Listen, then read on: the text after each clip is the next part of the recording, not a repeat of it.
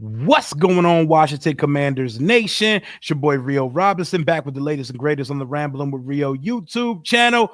We have finally got another victory to talk about. After 3 straight defeats, Washington gets back on track, and they do so in exciting fashion with a 42-19 victory over the lowly Tennessee Titans, who was coming in the building hot. It's Tuesday, so you know I got to bring my guy Lake Lewis Jr. on the show. How are you doing this morning, Lake? I'm good, man. How about yourself? I'm doing lovely. I just wanted to know what the feeling of victory was like again. This video, like all videos this season, is brought to you by BetUS Sportsbook and Casino, home of the fastest payout in the industry, using YouTube promo code YouTube150. Let's get to it, though.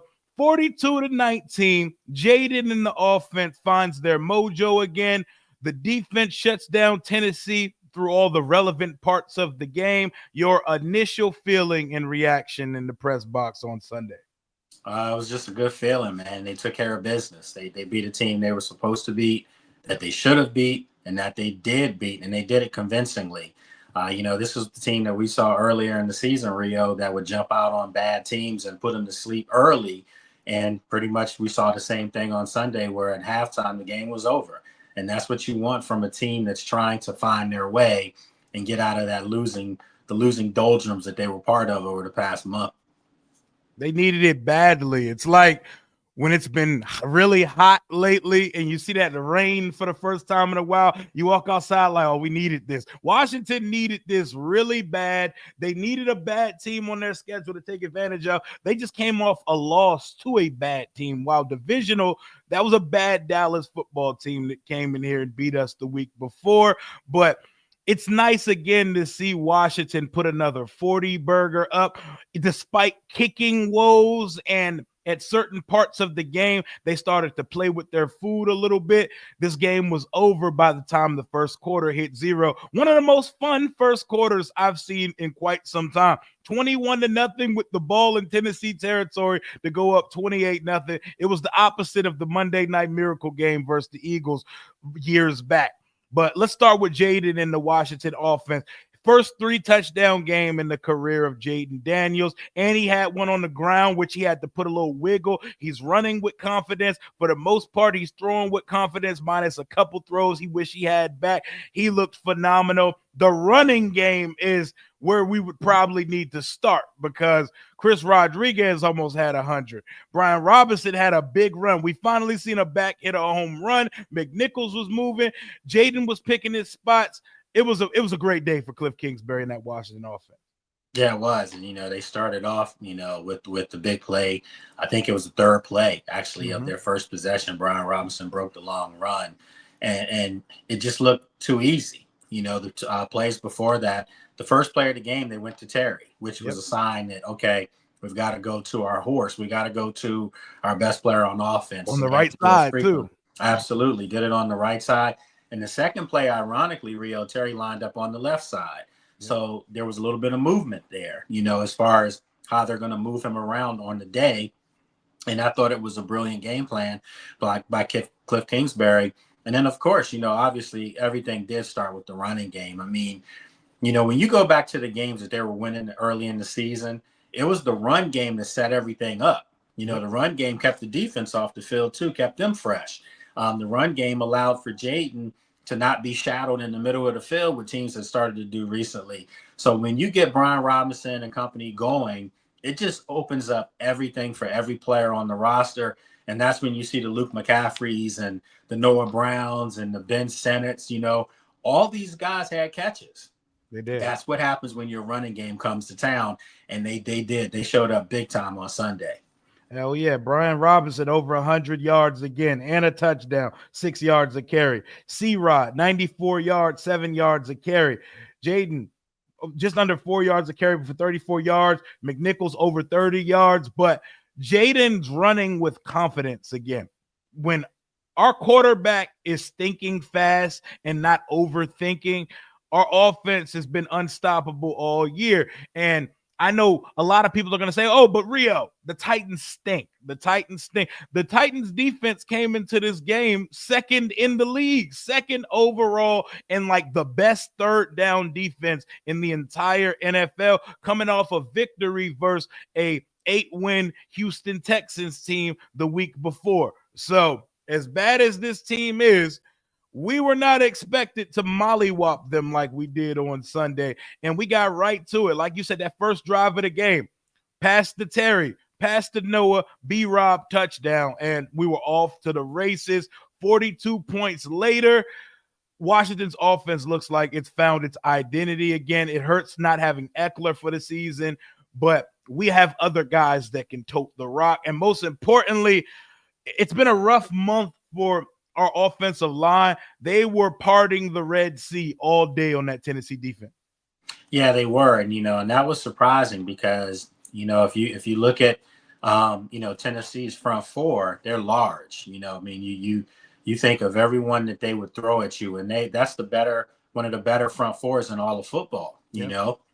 So for Washington to get back to what they were doing and kind of impose their will running the football, it just opened everything up for the pass game too. And you saw lanes for Jayden to throw through. Mm-hmm. You saw him be able to get his feet set, so he didn't have dirt balls, or anything sail on him too much. This was a game that everyone just felt good about themselves. And you said it. Yeah, I know Tennessee's record may not show, but their defense is really good. When I watched film of them last week, I was like, there might be some areas of concern against Washington's offense. Are they going to be able to hold up against that front four? They more than held up against that front four. And they did. They wore down a really good defense, and they wore them down before halftime. Like I said, this game was over at halftime, and if you're the Commanders' offense now, you have to feel pretty good. You go into your bye, then you come back and you're going to New Orleans. That's a winnable football game. So you think of all these games that are going to be coming up: Philadelphia, Atlanta, Dallas. They're all winnable games. The Eagles game clearly is going to be the toughest one left, Rio. But if this offense can do what it did last week against Tennessee, they have a shot to win all of the games. Yep, and our quarterback got his swagger back. My boy Jayden didn't care about the cold, had the arms out. He looked loose, he looked limber, and you could see very early he's getting the ball out of his hands quick. He's deciding fast whether he wants to run or pass, and that was why the offense was moving earlier in the season. There wasn't a whole lot of thought to it. And like on his touchdown, the way he was decisive, he made a cut and then dove in the end zone. That's the type of play that says, okay, this guy is back. He had 206 yards and 3 touchdowns, but he had to work for it. It wasn't just chunk plays and stuff like that. He was just matriculating the ball around to all of his guys, but targeting Terry, 8 catches. That's what I like to see. 2 touchdowns. Terry's up to his career high, 9 touchdowns with 4 games left. He's going to get to double digits for the first time in his career. He's 3rd in the league in receiving yards. We love to see that. He's the only real threat we have on the outside. Noah Brown was banged up. I believe he hurt his shoulder on Sunday, but 5-17, we need to see a lot of that if we want to punch our ticket to the playoffs. Yeah, and I think everyone in the building understands that. Good things happen when you go to Terry. Those are the opportunities that when you have a playmaker, you have to get him the football. And I think when you look at the touchdown throw, the first one, on that slant route, that was a tough catch that Terry made, and it was an even tougher throw. But it was 2 playmakers that are like saying, let's give ourselves a chance, and they did it. And over the years, I don't know if we see a quarterback that even attempts to make a throw like that to Terry. I think what we're seeing is Terry coming into a whole nother layer of his game, whole nother level. And it's because he's got a quarterback that's willing to give him an opportunity to make the big play. And that helps change your offense. It helps make defenses game plan differently. And I do think that they realize when Terry's been targeted 6 or more times, this team's undefeated. So that should tell you everything you need to know right there. It looks like they finally heard the noise, because we're sitting here like, I don't care if they're doubled, bracketed. number one receivers get targets. You just throw the ball to them. You find a way. You draw a penalty. You do whatever it takes to get them going because they're a vocal part of your offense. Terry is really all we have at the wide receiver position because after him on Sunday, Diami had 4 catches for just under 40 yards. Ertz had 35 and a touchdown. Noah Brown had 27 yards and was injured on the day. McCaffrey and Zacchaeus had a couple catches for 14 and 13 yards. If 17's not going, our offense is not doing much, you know? It's the running game and throwing to Terry is what keeps what keeps people fed here in this offense. And we finally got back to our identity. So as bad as the team we played on Sunday, Washington needed it, and that was a good-ass defense.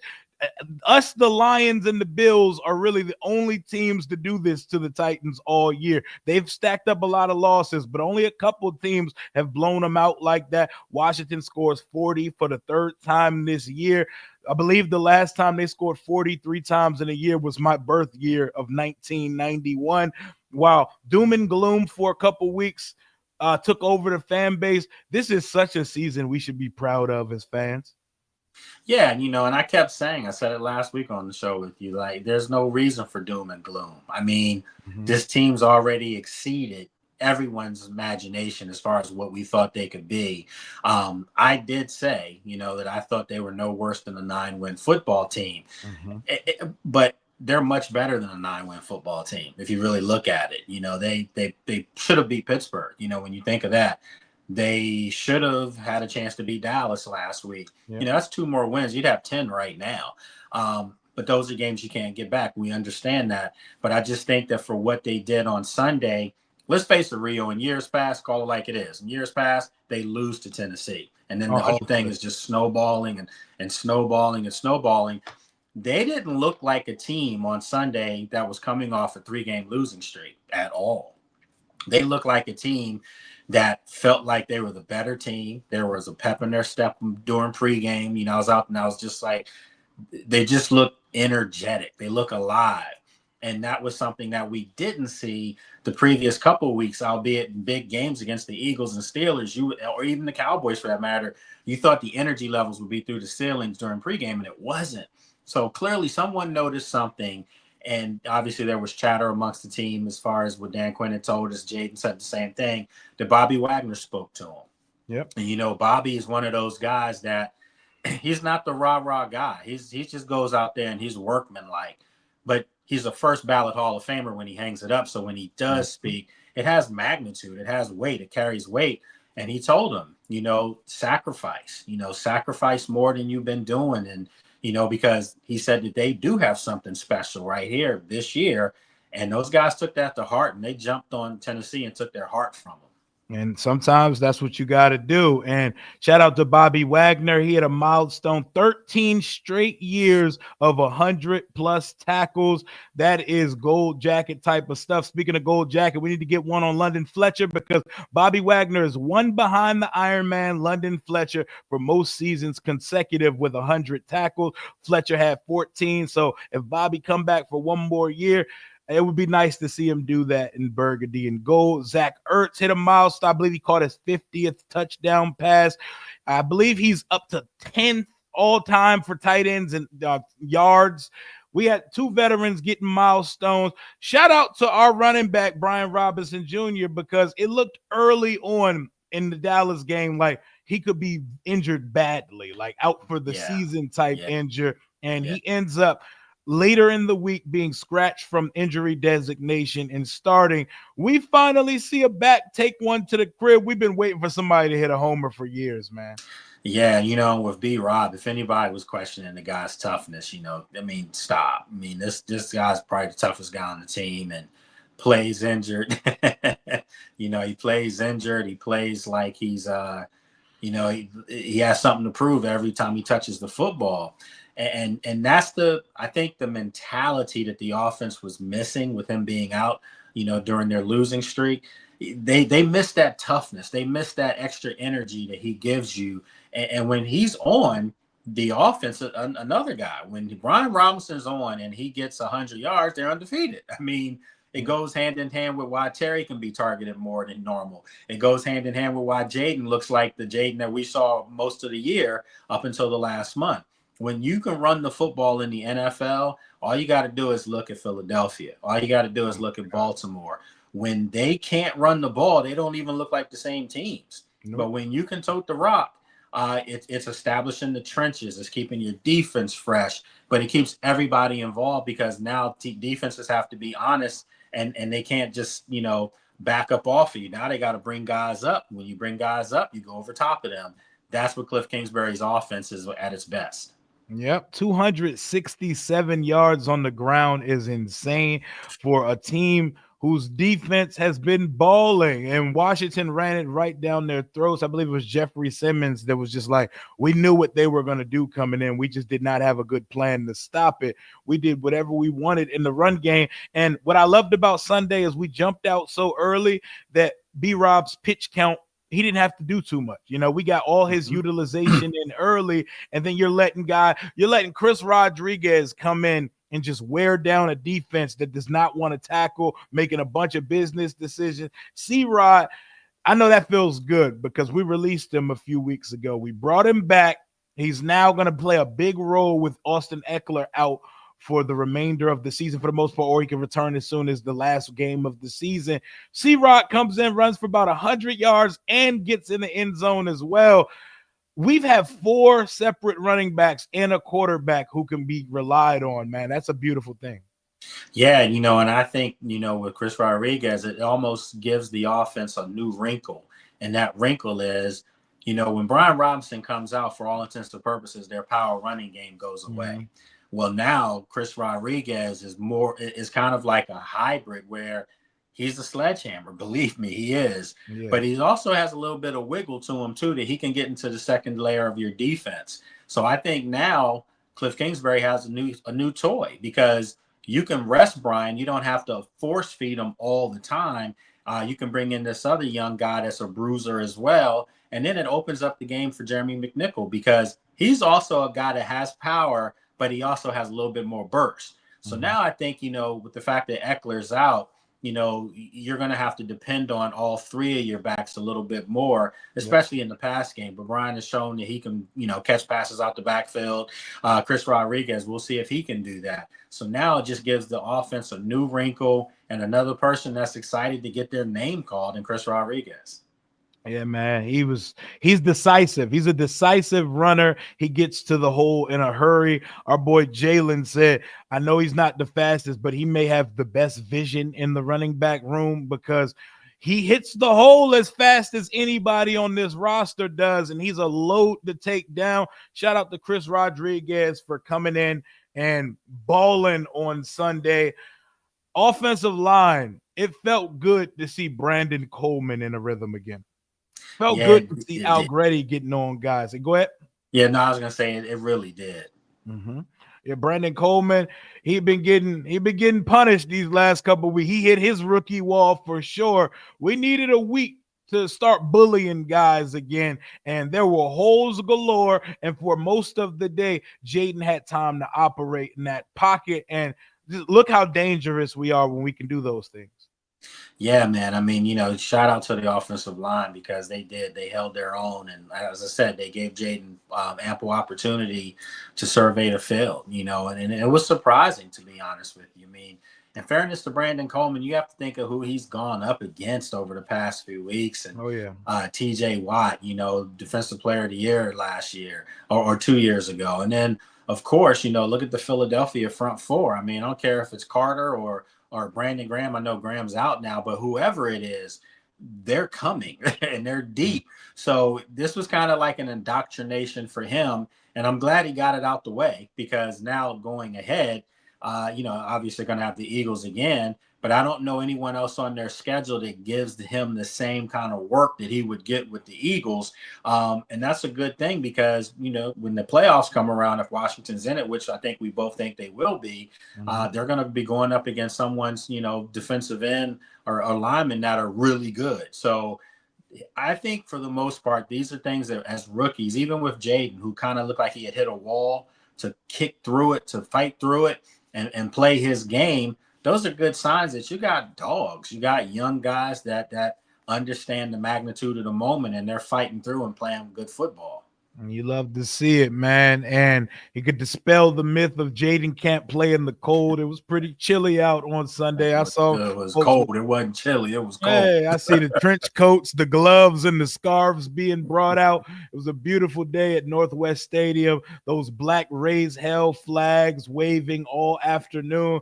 It was a good day on Sunday for the Washington offense, but there was one blemish on the operation. We're having kicker woes again. In Yeah. 2024, a team that has played what 6 kickers so far. Zane Gonzalez missed 2 field goals. All our points were scored on touchdowns because we left 6 points on the field. We can't get to a point where we got to go for it on every possession. I know we're the best 4th down team in the league. How concerned with you are Zane Gonzalez performance Sunday, or are you not concerned because we had so much of a cushion it doesn't matter? No, I mean, I'm concerned. Not panic mode or anything like that, because the kid can kick the football. He can.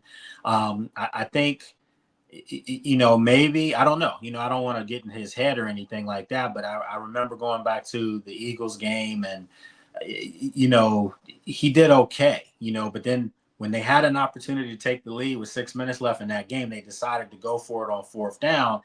And it made me wonder, was it a lack of confidence in him, or was it, just a strategy to try to get it? Because, as you said before, they're the best 4th down conversion team in the league, and it would keep the ball away from Philadelphia.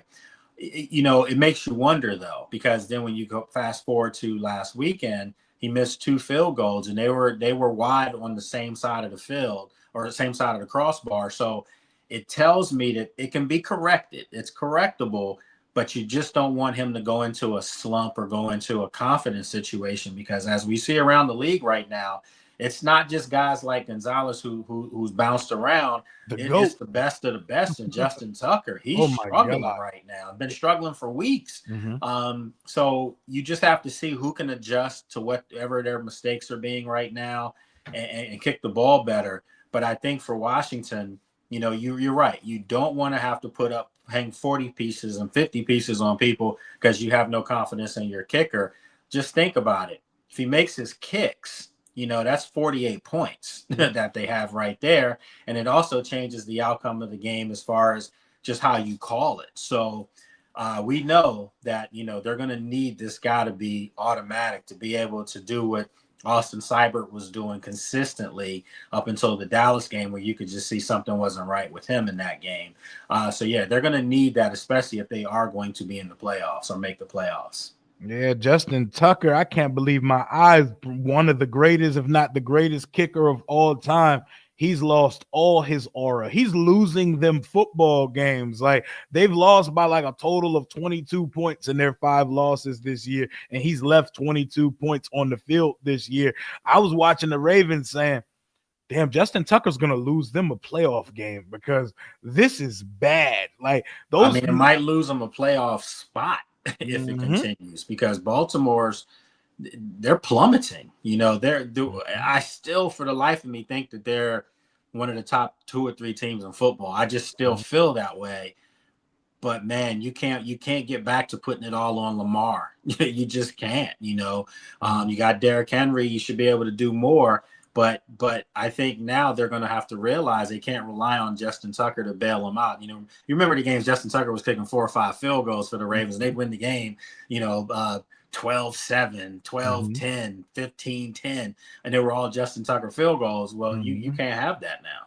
Nope, you can't. And we cannot have a kicker messing up the operation here, because our offense, it was an A performance for me. Yeah. It was a grade A performance, and you can't even find enough nits to pick to not give this offense an A on Sunday. They scored 6 touchdowns late, 3 rushing and 3 passing. Terry caught 2, Zach Ertz caught 1, Jayden ran 1 in, C-Rod ran 1, and B-Rob opened the game and started the festivities off in the first quarter. That's a grade A performance, and the kicker is definitely something I would be concerned about. How would you grade Washington's offense from this one?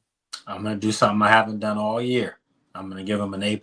Hey. And I'm giving them an A+ because everyone contributed on the offense. I mean, offensive line played lights out. You had multiple receivers getting catches. You had Terry looking like, the perennial all pro. You had him looking like an alpha receiver. You had Jayden making the throws that needed to be made all over the field and beating you with his legs.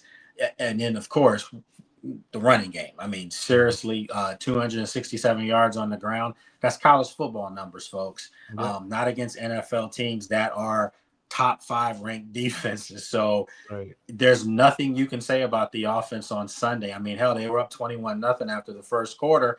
And the only reason it wasn't 28 was because the quarter ended. Yep. So, yeah, you have to give them an A+. That's my first time ever doing that. Okay, A+.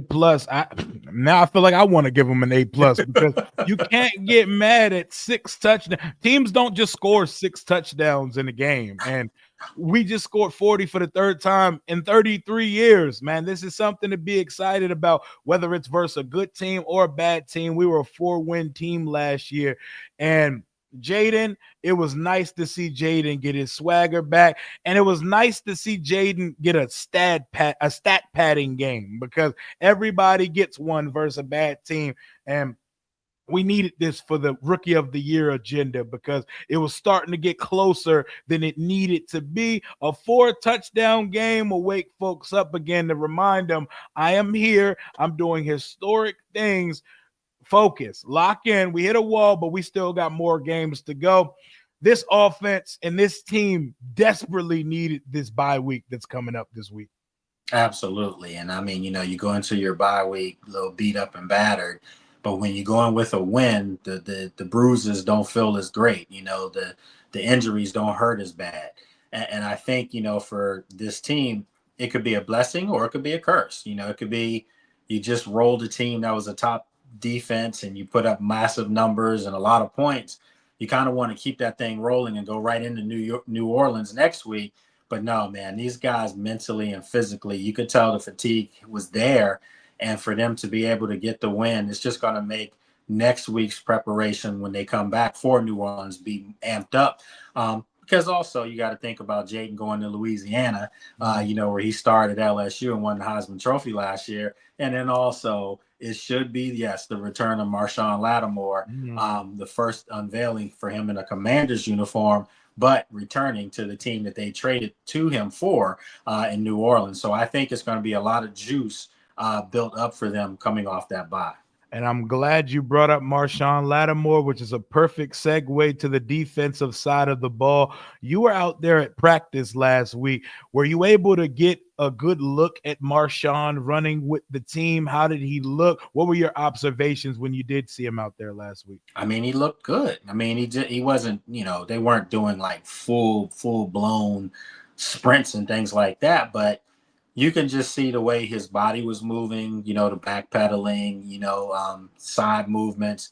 He looked fine. And I think for them, they wanted to make sure, their prize possession as far as, what they traded for. They're not expecting for this guy to just play this year. They're expecting for this guy to be CB1 for a while here in town. And they wanted to make sure he was right. I think the script was always there for him to have a couple weeks and go back to New Orleans, help him with the game plan, help him, know how to dissect that offense. And I think for the most part, if you're Washington, you got to feel good now because your secondary, quiet as kept, has held it down over the past several weeks. I mean, even against the Eagles, it wasn't the secondary that failed the team. It was just a culmination of a lot of things, and they couldn't keep Saquon Barkley from going wild in the run game. You go back to the Pittsburgh game. George Pickens had, a great end zone catch on St. Juice in the back end zone. And then, of course, Mike Williams had the over-the-shoulder catch, kind of bad coverage, but at the same time, it still was a tough catch. So those are things that you have to live and die with. But I think the secondary, with Benji, I think the secondary with Mikey Sainristil, who's really stepped up his game on the outside. And then also with Noah, I think they've done really well. I don't want to say great, But I think if you graded them from a 1 to 10, they've been playing 7.5 type football, and that's good enough that when you get a 4-time Pro Bowler to now add to Mhm. that mix to be your CB1, you can bump that thing easily up to an 8.59. And if that's the case, Man. now we're cooking with grease here. And Sunday was the first time in a minute where you could say Washington played complementary football. The Yeah. defense was getting the ball back and the offense was cashing in. Like we haven't done that in quite some time. If you saw even a resemblance of complementary football versus the Cowboys, Eagles, and Steelers, Washington could have very well won all three of those games. Unfortunately, they did not, but they got back to it on Sunday. Very weird game by the defense because they were forcing turnovers. They were getting the ball back for the offense. But once we got the lead, they got comfortable. They got complacent and took their foot off the gas. And Levis was starting to cut us up a little bit. We had 1,000 chances to catch interceptions on Sunday. Will Levis, his hand starts itching to throw a pick at certain points of the game. And we had a bunch of chances. He ended up 18 for 37, over 200 yards, 2 touchdowns. Nick Westbrook Akine is a touchdown machine. He doesn't give much yardage wise, but he finds the end zone. 8 straight weeks of touchdowns for that guy. But for the most part, we had this offense under control. We kept Pollard to under 40 yards on the day. Let's talk about the defensive performance on Sunday. It was really strong, man. You're right. I was worried about Westbrook Akine. I thought, Mm-hmm. with his size and everything, that he could cause some problems. And I was even concerned across the board with Pollard. I was concerned with Calvin Ridley. Like what would happen with him? They pretty much bottled everyone up. I mean, for the most part. And if you look at Levis's numbers, you're going to see, well over 200. I think 250. That was junk time yards. I mean, that was late in the game, and yeah, they had like a possession, 2 possessions, straight possessions in the third quarter where they got points. They did, Mm-hmm. but I was liking that to why Cliff stopped running the football. That's a whole nother story. Mm-hmm.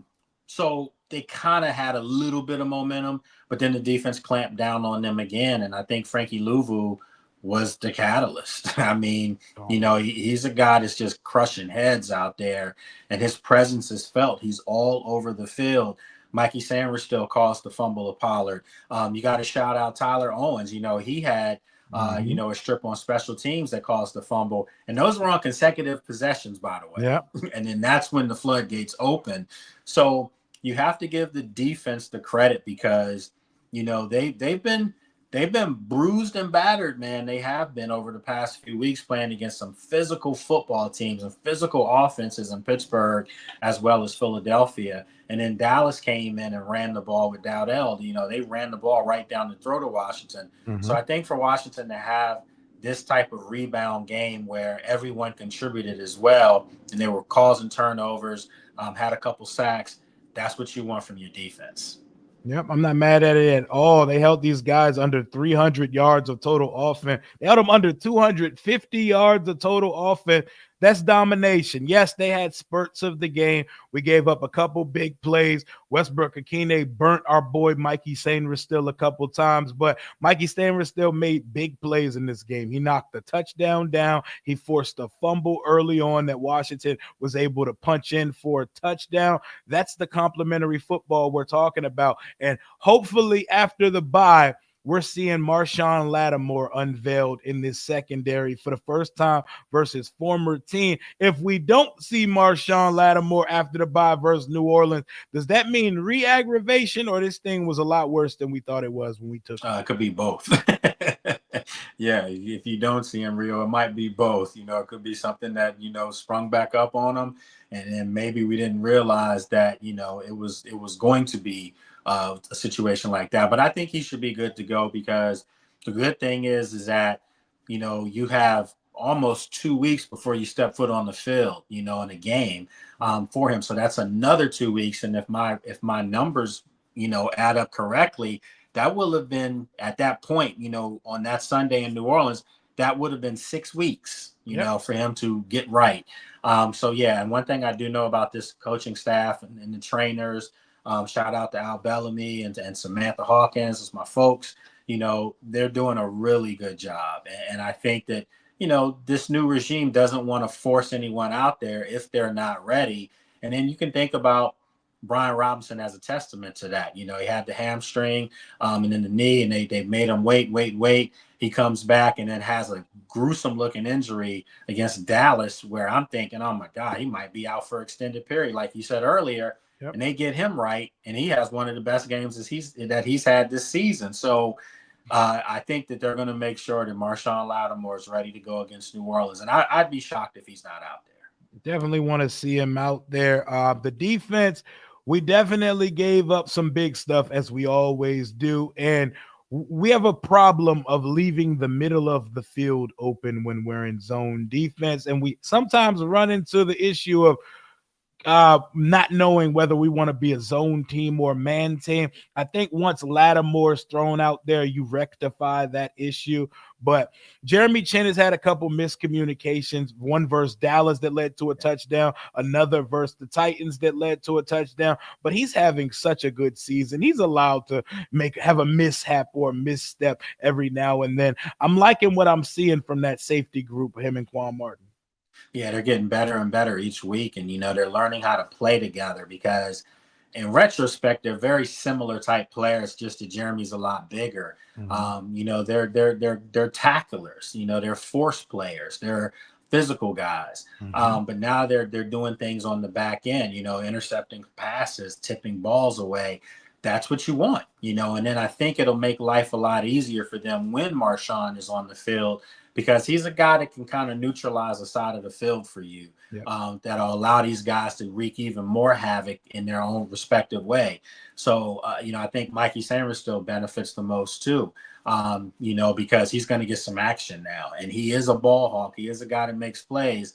So teams are going to be throwing a lot at Mikey now on the other side of the field. So now you're going to see Jeremy and you're going to see Quan have to probably shadow him a little bit more on his side. So it's just going to be interesting, man, to see what Marshawn Lattimore brings to a good defense right now that can make them borderline, a really good defense. We're talking like potentially a top 5, top 7 type unit with him on the field if he plays to the Pro Bowl level that we're accustomed to seeing him play with in New Orleans. Yep, it might take him a while to get acclimated, to get back out there. This hamstring lingering reminds me of the year we had Deshaun Jackson, and he tweaked his hammy early in the year. It took him a minute to get back.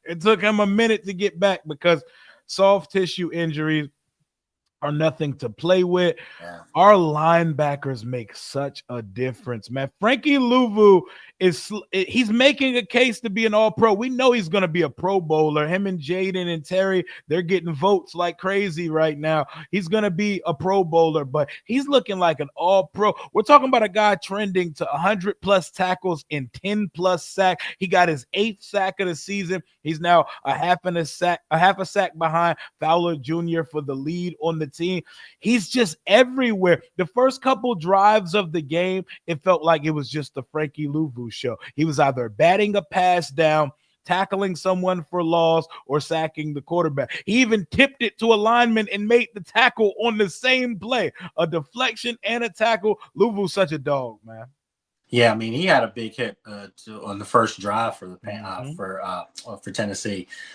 Just destroyed their tight end, and I mean, like, it was a hit that was kind of like you didn't hear much from that guy after that. It was a hit, Right. a hit that was like, damn, I don't know if I want to be out here for this. Own setup. And it's cold, and that's what he brings. I mean, it's reckless abandon. I mean, he might knock his own guy out if you're in the way, but that's what you want. And I think for Washington, Dante Fowler's having a really good year, borderline Pro Bowl type season.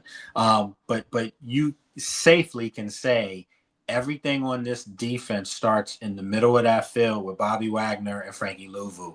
Those two guys have really formed a nice tandem, 2-punch tandem. And it's just, you can see Frankie becoming a better football player, having Bobby's IQ rubbing off on him after every practice, after every game. And you can see that Bobby, Frankie's energizing him in the later parts of his career. They're just a really nice 1-2 punch. I don't even want to say Batman and Robin because I don't know who the Batman would be. I'm just saying the Justice League back there in the middle of the field. They're there, man, and they're bringing pain to a lot of people. Bobby Wagner, I mean, we said it himself. he's having a Pro Bowl year. I He's know balling. people are going to be like, no, what are you talking about? Bro, 100 tackles again in your 13th season on this defense, and he's changed the vibe and the culture of this defense. Yep. We talked about what he said to the team. He's looked at as the OG on this football team, Yep. and people listen to what he has to say. And then I think the energy guy, the guy that, where his energy level is, if you match that in each Sunday, you're going to play well. That's Frankie. So I think those two guys are the most important two people on the field for them on defense. Yep, and we've come such a long way. Our linebacker room have been so putrid over the Yeah, years. man. Bobby is our vocal leader. Frankie Louvu is the spirit of the defense and possibly the entire team. My favorite thing about this duo is that even when things go awry, our linebackers are always in the right place. They're always in the right place and they create for other guys on the team. Deron Payne had a pretty good game, and it doesn't necessarily show fully in the stat sheet. He had a half a sack and about 3 or 4 tackles, but you saw 94's name being called, and you see him creating chaos for the quarterback up the middle. I need to see more of that because it's far too often where Deron Payne makes a play early in the game. You never hear his name again. He made a play early, but you constantly saw him in the mix for this defense. We need to see a little bit more out of Johnny Newton. Why was Fedarian Mathis a healthy scratch on Sunday? That's a good question, man. I think there was probably something nagging, going on with him that they just wanted to have him sit out. And then I do know that, Dan Quinn had mentioned Carl Davis Jr., who I told you a couple of weeks ago, man, is just the largest dude in the locker room. I mean, he's massive. And he has some history with Dan Quinn and Joe Witt from Dallas. So he's worked his way back into a rotation now. So you're going to see a lot of Carl Davis Jr. So I think they wanted to see what he could do. They wanted to give him a shot. But I expect for both those guys to be, active together to give this defensive line more depth when it comes up. It's going to be interesting, when you think about who's going to have to be called down or let go, because you're going to have two guys you got to bring back up. You're going to have active Fedarian as well as Marshawn. So that means two people got to go down. And one may have to be released to make this work. So it's going to be interesting to see because, you got rid of Forbes this week. Could somebody else be out there? Could Benji be out there? Could somebody else out there be a shot? More than likely, Derek Forrest will be the guy, in my opinion. That'll be one, but who will be the second? Yeah, that's very interesting because we did release Emmanuel Forbes this week. I was going to get to that in just a second. And Sheldon Day, he's been making noise in that inside of the interior. It's been him and Payne up front, Sheldon Day built like Medea, but he gets active on the football field. That boy he's explosive. Like he is always around the ball. He forces the ball outside, which creates tackle for loss. And he even has some juice in the pass rushing game. So the numbers game of how they elevate or relegate from the roster is going to be very interesting to see. Yeah, you did mention Derek Forrest, but let's talk about the release of Emmanuel Forbes Jr. A lot of us, we're very disappointed when that draft pick was made, but when two regimes can't get you on the field on Sunday, that's not a good sign for where your possible future in this league is, to be released on the second year of your rookie contract after being selected with the 16th overall pick. Very indicative of what you are so far. What were your thoughts on the Emmanuel Forbes release? Were you surprised at all? No, I wasn't. I actually thought it would happen sooner in the year, because he wasn't getting on the field. And when he was, active, he still wasn't getting on the field. And, this isn't a 5th rounder or a 6th rounder or even a 3rd rounder. This is a 1st round draft pick. And if he can't get on the field and get new life and with a different regime that, for all intents and purposes, wants their best players on the field, that tells you a lot. It tells you that it was a big swing and a miss by the old regime, which was commonplace. Their 4 first-round draft picks under the the old regime are no longer on the team. And to take it even further, not are no longer on the team, but aren't doing anything wherever they are. So it just goes to show you that you can't miss on first round draft picks. Not to stray, but their first round draft pick this year with the new group here in Washington is Jayden Daniels, who's more than likely going to be rookie of the year and be the probably starting Pro Bowl quarterback. and be your starting Pro Bowl quarterback, finish in the top 5 or 6 for MVP votes. So that tells you what the impact should be. And think about it. Give this group this year 4 first-round draft picks. I would venture to say their 4 first-round draft picks over the next 3 years are going to be dogs just like Jayden.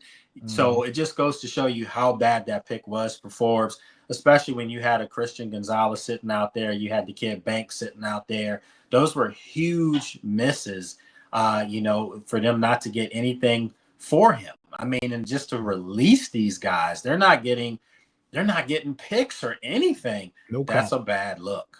It says everything. And missing on 4 first-round picks, that's what sets franchises back for half a decade to a decade, Yeah. We're talking Chase Young. But Chase Young, that was the pick everybody wanted the team to make. So I'll shoot them. Some of us were saying Justin Herbert. Oh, yeah. Some of us were saying Tua or Herbert. Yeah, it was quarterback. They were thinking quarterback. But the next 3 picks are the ones that stand out the most to me, because Jamin Davis, people were saying JOK, people were saying Christian Darrisaw, 2 guys who are very good at football who just got extended this year. Then there's the Jahan pick. I know that's your We Are boy.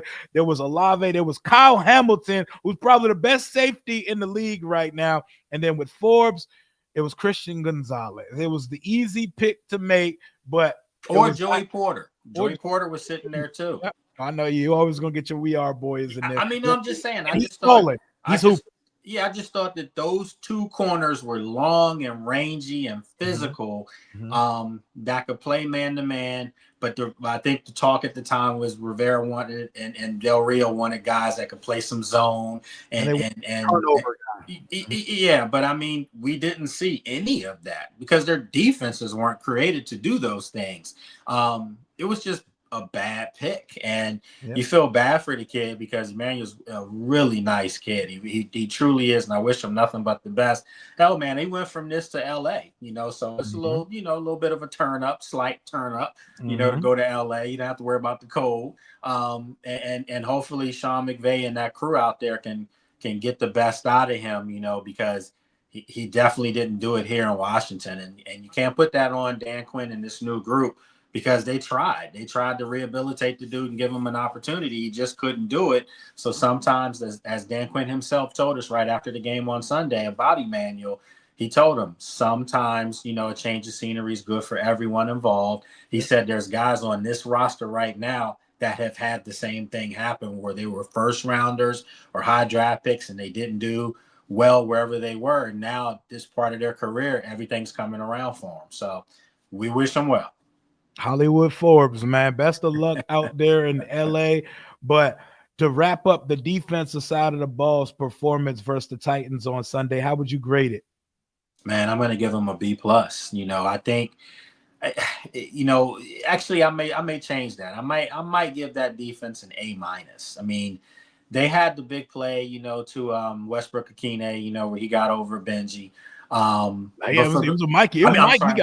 Yeah, it was over Mikey. I'm sorry, over Mikey. Yeah, we're so used to saying Benji though. Yeah, exactly. Sorry, Benji. But yeah, it was over Mikey. Mikey didn't get his head turned around at all. That was too easy at that time. But for the most part, they were wreaking havoc out there. They were flying to the football. They were gang tackling. They were trying to poke it out every chance they got. And I think that the front 4 did a really good job too. I mean, Levis is a tough guy to bring down and a tough guy to defend, because he's one of the largest quarterbacks in the league. I mean, he's a 6'5", 235-pound guy, and to be able to frustrate him, and you can clearly see that he was frustrated, couldn't do some of the things that he wanted to do. You got to give the credit to the front 4, like you said, Deron Payne, Dante Fowler Jr., Dorrance Armstrong. They all were there, creating some havoc. Linebackers did their part, secondary did their part, and they caused some turnovers. So that's a good thing. I'm gonna give them a B, like a solid B, no plus, no minus. I think they did very good thing. I think while this game was still a game early on, which was only about a quarter, they did everything they needed to do. Complimentary football on both sides. That marriage was able to get us out to a 28 to nothing lead. I need us as a franchise to learn how to not play with our food. I know it gets hard too when you're Yeah. up 28 points in a game. You start to let your hair down a little bit. You start to take unnecessary chances, and you're not having your foot on the gas. We're not sending the same type of pressure, and the zone opens up a little more. But they played a good football game on Sunday. I mean, Levis threw 19 incompletions, and 7 of them were interceptable passes. We could have forced 5 or 6 turnovers on Sunday. Get the DBs on the jug machine, and let's figure out how to start turning some of these passes into interceptions, because there are turnover prone guys coming up on the schedule to close out the season. So I gave them a B, and that's a good enough a B performance of this defense met with an offensive explosion is a winning formula for this team going forward. So we get a bye week this week. We come out the bye, go to New Orleans. Then we got Philly at home, Atlanta at home, where we might be seeing Michael Penix Jr. by the time we see the I think we will be. I really do. be a rookie. It'll be a rookie showdown in DC versus the Falcons, and then we close the season at Dallas. 4 games left. The team is 8-5. They need to go 500 in these 4 to get the 10 wins. I think 10 win gets you the 7th seed in this conference. 3 wins. If we go 3-1, we get to that 11 wins and break the longest drought in the league from an 11-win season. The way I'm looking at it is we need to win as many games as possible, and we need one of Minnesota or Green Bay to fall out of that 5th or the 6th spot, because I like the 6th spot a lot more than I like the 7th. I'm trying to avoid Philly or Detroit in the first round. You know what I was talking about the other day? This team, I desperately want to see Seattle in the first round. I want Seattle to win the West, and I want us to get the 6th seed, because we got some demons to exercise. Word to my guy Kevin, who pointed this out to me yesterday. The Seahawks put us out in 05, 07, and 2012. 3 different versions of Washington. The Seahawks have put us out. I would love to go up there and see Geno and them overplaying Detroit or Philly in the first round. Yeah, I'm with you on that. I think if you look at all the potential games, you'll take that. The other thing that could be the Cardinals. You had success against them. If they were to win the division, and not Seattle, I would feel comfortable. Matter of fact, I'll go out on record and say I'll feel comfortable with whoever comes out of the NFC West. For or the South. The West or the South? The West or the South, for Washington to go in their building and beat them. Yep. It would be ironic if it were to be Tampa, because I still think Tampa's winning the NFC South. I think Atlanta's in a tailspin. I think Tampa, even though they've lost games, they've been in all those football games. And they're the one team to beat Detroit. They beat them at Detroit. So I think that would be a good, demon exercising session for Washington to go into Tampa for the playoffs and beat the team and beat them on their first ever game there. But we'll have to see. I mean, these are all hypotheticals. Yep. It's good that we can have these meaningful conversations in December, man, where we're not talking about draft pick status and who you want coming up in the draft. I don't even know who I would think about right now, for this football team in the draft if it was coming up, because we're still talking about them getting into the playoffs. I mean, there is one guy that I would like to do, and I got to throw him out there. I got to go Penn State. I would love to see Tyler Warren. Yes. Yes. That to me would be he's going to be in that range when they're picking, and if they can get a Tyler Warren, my God, it would open things up tremendously for this offense. But that's another story. Hey, we don't have to get in the draft conversation, but we need. Do you see what Brock Bowers is doing for the Raiders right now? Man, it's unreal what he's doing. He doesn't even have a quarterback. I mean, That's crazy. Yeah, man, is right behind Terry, is fourth in the league in receive. He has 113 targets for 884 yards as a rookie tight end with no quarterback. That's absurd. And everybody knows they're going to him too. I mean, Right. we saw this at Georgia though. You saw he Mhm. was just a freak, man. He was different. And for him to be able to do that with the Raiders, man, that is really impressive. You get him somebody like Shador or somebody like that Mhm. next year, it could get real interesting for sure.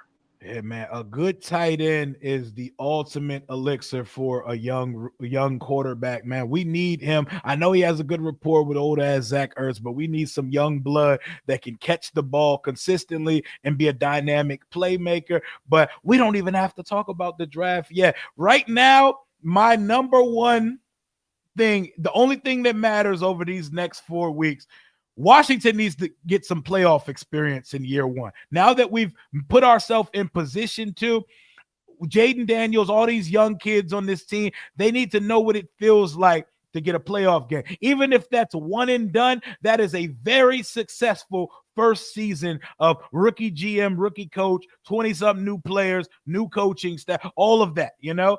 I need the playoff. It would be a disappointment at this point for them not to make it, right?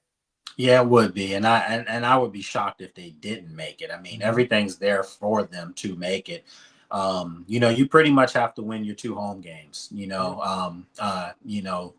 In you're in. But let's face it, to beat the Eagles is going to be a daunting task because they're playing lights out football. So I would just say this: you got to win your home game against the Falcons, and you have to win one of your road games. If you win, if you like you said, if you go 500 over these last four games, that's 10 10 and wins, 7. and that'll get them in the playoffs. But I'm being greedy here because I think they're capable of doing more than 500 down the stretch. I think, at worst they go 3-1. Let's just say they lose to the Eagles again, which isn't, easy to say because they normally can split. It's a divisional game. But Philly's playing for that number one seed, man, and they know they do not want to go into Detroit, just like Detroit does not want to go come to Philly. Mhm. So let's just say they go 3-1. You're Washington. That's 11 wins, man. That to me secures the fifth seed for you without question, because I do think Minnesota and Green Bay are going to beat up on each other. They Yep. both still have to play Detroit again. So it could change a lot, man. But yeah, I think Washington's capable of winning 11 games. I'm interested to see how we look when Philly comes to town because Philly looks like a damn title favorite right now. It Ooh, is going to be scary hours for the NFC if they get the number one seed because a dome team like the Lions, they're not trying to go up to Philadelphia in January. They're not trying to do that. So, man, I'm interested to see how we play. no. And I would love to see you're allowed to pull your alternates out for a third time, the substitute. Pull the blacks out when the Eagles come to town. We're 2-0 in the black uniform so far this year. Pull them out when the Eagles come back to town. But that's all I got for right now. I know you got to run. We got most of this out the way. Enjoy your bye week. Let folks know where they can find you and what you got going on for this bye week.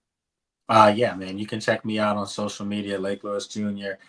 Please, please, please subscribe to the podcast, the Lake Sir. Lewis Jr. Show. You can subscribe to it right here on YouTube. And then also, if you want to get the audio version, you can subscribe to it on Apple or Spotify or all the major carriers. And then you can go to sportsjourney.com for more. Some of my articles are up there as well. And then you can check me out on ABC doing post games, after the games, breaking down what happens at Northwest Stadium. So, yeah, man. I always look forward to these Tuesdays, especially if we get a dub, because it makes it more energetic and we don't have to talk about the nonsense that we're Yeah, so used to over the past few years, right? Yeah, doom and gloom and all these negative narratives. It's fun to come in here and after a victory, the team is up to 8-5 on the season. Bye week, and then we're headed to the Big Easy, hopefully with a returning New Orleans Saints star getting out there as a commander for the first time. That is going to conclude me and Lake's Victory Tuesday podcast for week 13. This video was brought to you and powered by Bet US Sportsbook and Casino, home of the fastest payouts in the industry. YouTube promo code YouTube 150 for 150% match bonus on your first deposit. That's all I got for right now. Hail to the Washington Commanders. Playoff push on the way when we get back from the bye week. Until next time, Rio and Lake.